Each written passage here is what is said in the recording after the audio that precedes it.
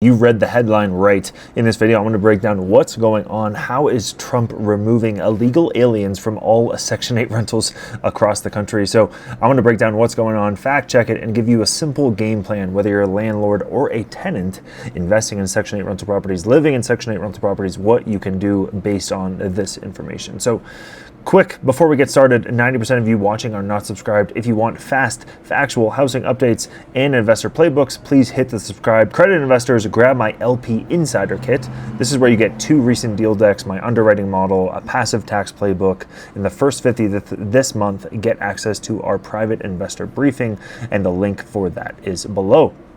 In this video, we're going to go over first the law that's already on the books, what's new under the 2025 administration, what's your PHA housing authority may do next for landlords, for tenants, investor take, a simple game plan. All right, so let's get into the video. First, the law that's already on the book. So there's a federal law that limits federal housing assistance to U.S. citizens and certain eligible non-citizens. So you have to be a lawful permanent resident, a refugee, asylee, all that kind of stuff. And for decades, mixed status households could live together, but assistance was prorated only for the eligible members. So what's new now? In the spring of 2025, HUD and DHS announced a joint effort to tighten screening and enforcement so that undocumented people don't receive HUD housing benefits. HUD description coordination with DHS and program audits. Housing groups flag this as a policy shift and potential staffing and compliance impacts at PHA or housing authorities. HUD's communication also highlighted stricter residency checks and related programs, doubling down on long-standing rule that undocumented applicants aren't eligible for federal housing benefits. This is crazy. So they, obviously you've seen what's been going on with ICE and all that kind of stuff of Trump sending a ton of people around the country to major cities to take illegal immigrants, ship them back to the country that they came from, essentially. And now it seems like they're going to do the same thing with Section 8. And this was already a rule. You couldn't be an undocumented or illegal immigrant and get Section 8 assistance, which makes sense, unless you're a refugee or whatever. You had to be a U.S. citizen or at least be legally here. You couldn't be illegally here and then also get Section 8 assistance.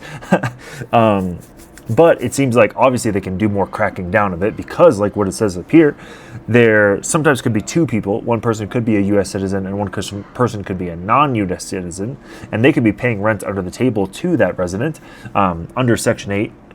So now they're going to do a full audit of every single tenant across the country to figure out who is illegal, who is not illegal, and try to go and crack down to figure out who needs to be shipped back. It also could probably be a thing if they really wanted to, where ICE could go into these properties with these people and find people who are living there illegally and kick them out and send them back to their home country. So absolutely insane what's going on. And I mean, we all knew Trump would do something like this in order to get more illegal aliens out and then also make sure that they're not using US dollars, all that kind of stuff that he preaches on a daily basis. Advocacy groups report additional administration directives, pressing agencies, blah, blah, blah. Some warn that funding penalties or new documentation demands could follow as guidance. Yeah, I think there's going to be a lot of audits and re-verification rather than an instant mass eviction order.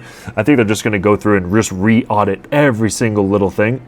Obviously, we're talking about the government here and government paperwork and all that kind of stuff, which isn't that well documented to begin with, but I think that's what they're going to start doing. Re-auditing, re-verifying, all this kind of stuff to make sure that things are in place. The law already barred assistance to undocumented individuals, but the new piece is tougher verification and now enforcing of that. Obviously, the government wasn't doing a very good job of enforcing rules and regulations and laws, but now Trump is, pedal to the metal on this fact.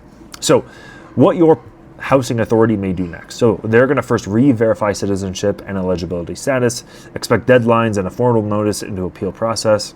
They're going to audit files for mixed status families, and then they're probably going to go into those properties and try to eliminate people where there is a mixed status of families and try to eliminate tenants or residents that are not here illegally or shouldn't be here illegally. Then they're going to roll out guidance over months, not days. These changes typically phase in and may face legal challenges that can slow or limit implementation. So this is not something that's going to happen per se right now. It's going to be over a couple of months that they're going to start rolling out more and more and more of these. But I think his goal is to remove all illegal aliens from Section 8 program to make sure that the money is going to people who are here legally. So for landlords, so if you're a Section 8 owner, a real estate investor, here's what you can expect. Paperwork and timing. Some tenants may be asked for more documents. That can delay the contracts, research, rent adjustments. Don't DIY status checks. The fair housing still applies.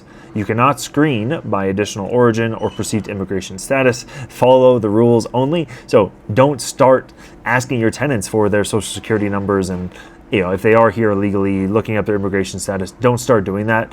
Don't do it yourself. Let the government do that. Continue with your process. Go through your paperwork. Have your property manager do what they need to do. Don't change anything that you're doing to verify tenants just yet. Let the housing authority tell you and guide you in that direction. So you don't want to kind of take a leap of faith here and just try to verify if someone's legal or not. Budget for gaps. If a mixed status household loses assistance after re-verification, expect unit turnover. Keep a voucher ready checklist to fill the that vacant unit with the next tenant.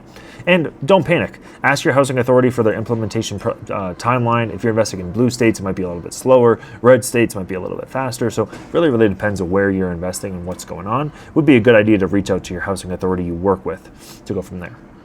So for tenants, what's likely and what's not likely. So citizens and eligible non-citizens, you're good. You may have to submit some reproof that you are a citizen or eligible non-citizen. But if your family is in mixed status, then this is where you want to really just make sure you cross your T's and dot your I's. Okay, so reach out to the housing authority. I would probably try to see if there's anything you can do to make somebody in your family, be not illegal. Make them an actual citizen, or if there's something you can do now to make sure that they aren't going to be affected. But you probably already have been working on that if you do have somebody in your family who is not here, does not have a green card or any kind of documentation. Because of the whole ICE situation, you probably already were working on that. But this is another reason, if you are on Section 8 and you are undocumented, this is just another reason to get documented and try to get documented as fast as you possibly can, because you might lose your rent voucher and you might be booted out of the country. Policies in the space often face court challenges. That is true. There has been a lot of blockings of all these Section 8 rules and regulations that I've made videos about. So again, take this all with a grain of salt as just something that may happen. But you still want to know what is going on and something that could happen to you and your properties. So in my kind of investor take, I don't think this is going to affect all that much. I think there is so much demand for housing. There are so many, especially for rental properties. If you're going to buy a house, renovate it, and try to rent it out, or buy an apartment building, I don't think that we're going to have any kind of issue. I don't think there's going to be any vacancy kind of blimps.